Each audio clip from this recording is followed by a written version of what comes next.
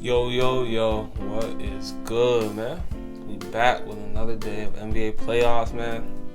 Today, the Knicks just beat the Celtics to go to the Eastern Conference Finals, where they will be facing Tyrese Halliburton and the Pacers, man. So let's talk about it. Celtics, obviously, missing Jason Tatum. He's out with Achilles injury, already has surgery. He's probably going to be out for the next 8-9 months. Probably going to miss a big chunk of next season, maybe even all of it.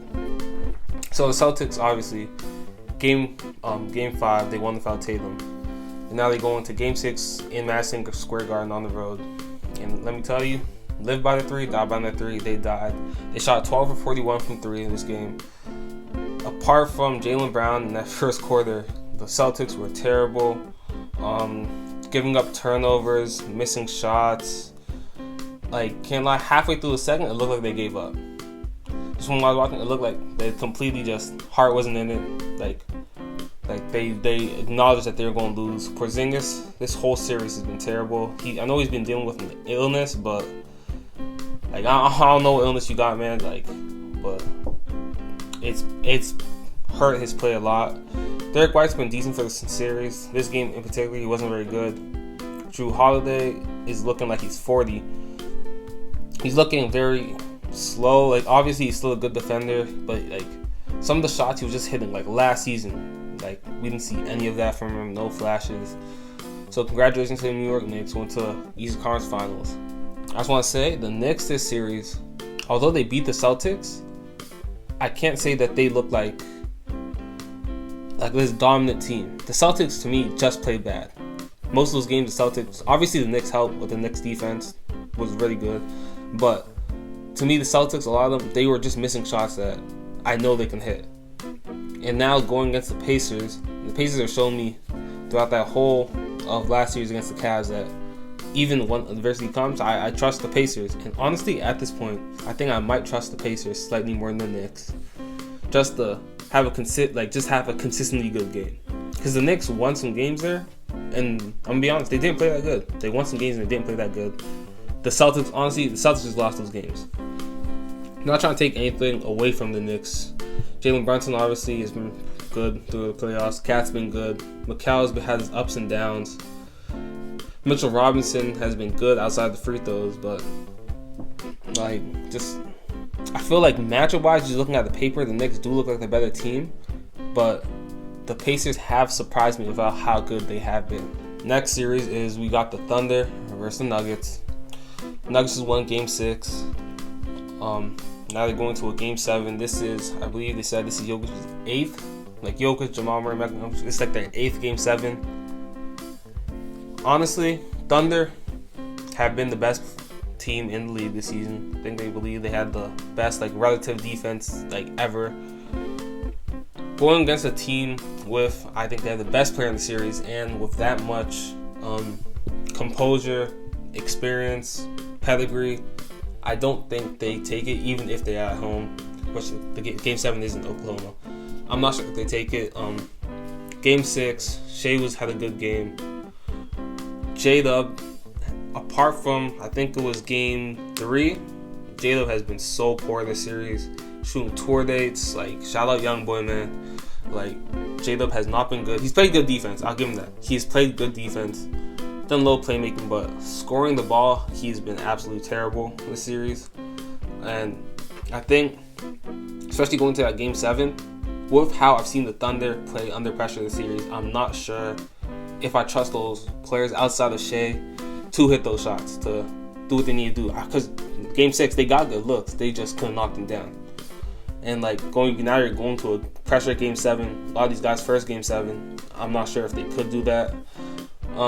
Nuggets obviously have been there before. And then even their role players, Julian Strawther, randomly ended the second and that third just turned into a top 3 player in the world. Was hitting threes, playing good defense. I want Peyton Watson to be more of a consistent offensive player, which he needs to work on, but Peyton Watson has been decent defensively. Obviously, you still have Jokic. Jamal Murray was sick last game, but he still had a good game. And I think just going into that Game 7, it's going to be a test for the Thunder. You know what I mean? a test if they can lose under pressure. What's really the ceiling of this team? Because I'm looking at this team right now. Best, like the 1 seed in the East, had a historically good season. Lost in 5. I know they had injuries, but lost in 5. Both 1 seeds going out second round. Like, sure they don't want to be looked at as just a fraudulent 1 seed, it's a regular season team. But you're going to this and you think, well, like who on this roster really do I trust in this moment? Like outside of Shea, who do you trust? Because I don't trust Lou Dort. I don't trust J-Dub. I don't trust Alex Caruso to play good defense. Yeah, to hit those shots, I don't trust him.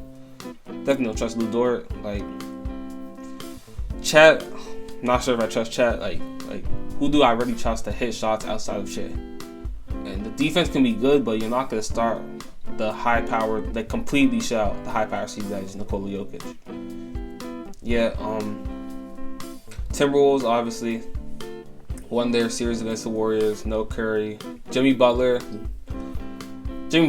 was very disappointing, but it looks like he has been dealing with the tailbone injury from the series against the Rockets. I'm just gonna chalk it up to that he's still probably playing through that. Especially he couldn't take a break now that Steph's gone.